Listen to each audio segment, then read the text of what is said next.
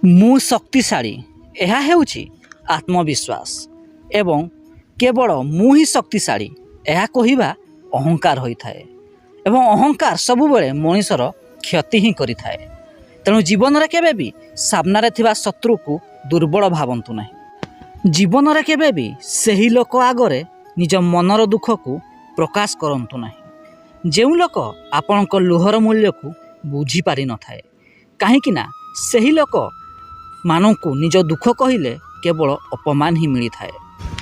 ଯଦି କେହି ବିନା କାରଣରେ ଆପଣଙ୍କୁ ଅସମ୍ମାନ କରୁଛି ତେବେ କଦାପି ନିରାଶ ହୁଅନ୍ତୁ ନାହିଁ, କାହିଁକି ନା ସମ୍ମାନ ଏକ ବହୁ ମୂଲ୍ୟବାନ ଜିନିଷ ଯାହା ଶସ୍ତା ଲୋକମାନଙ୍କ ପାଖରୁ ଆଶା କରିବା କେବଳ ବୃଥା ହିଁ ହୋଇଥାଏ।